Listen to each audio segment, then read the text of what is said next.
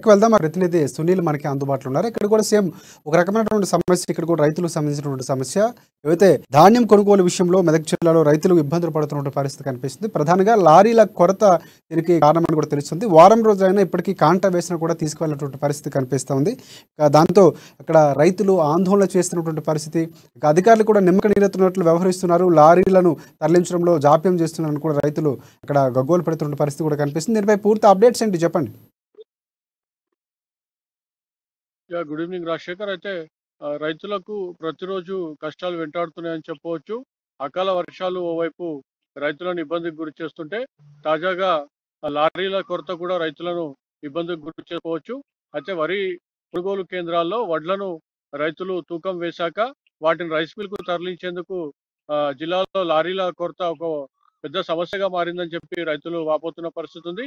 తాజాగా మెదక్ జిల్లాలోని మండల కేంద్రమైన కొల్చారంలో రైతులు లారీల కొరతను నిరసిస్తూ ఆందోళన చేశారు. ఏకంగా నీళ్ల డ్రమ్లను అడ్డంగా పెట్టి వాహనాలను ఆపి రైతులు అటువైపుగా వెళ్తున్న వాహనాలు ట్రాఫిక్ జామ్ లో చిక్కుకున్నాయి. మరోవైపు ఇదే ట్రాఫిక్ జామ్ లో జిల్లా కలెక్టర్ చెందిన వాహనం కూడా చిక్కుకున్నట్లుగా తెలుస్తోంది.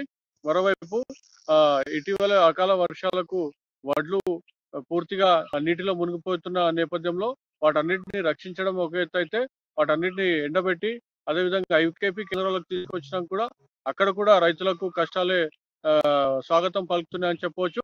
ఎందుకంటే అక్కడ సకాలంలో తూకం కాకపోవడం ఒక సమస్య, రోజుల తరబడి నిరీక్షణ చేయడం, సాయంత్రం అయిందంటే రైతులు తీవ్ర ఆవేదన ఆందోళన వ్యక్తమవుతుంది.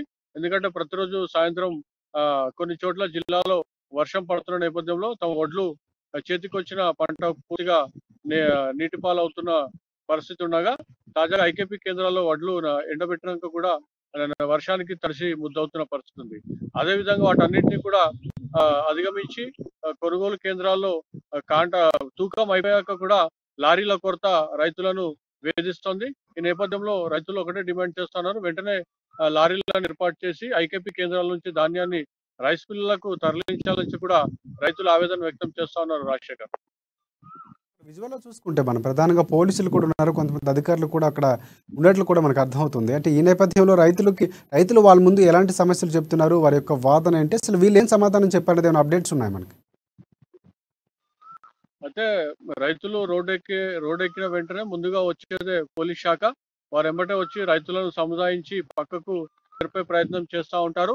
రైతులకు మేమే దగ్గరుండి అన్ని వసతులు ఏర్పాటు చేస్తాం, వాహనాలను కూడా సమకూరుస్తాం అని చెప్పి కూడా చాలా చోట్ల పోలీసులు హామీ ఇస్తూ ఉంటారు.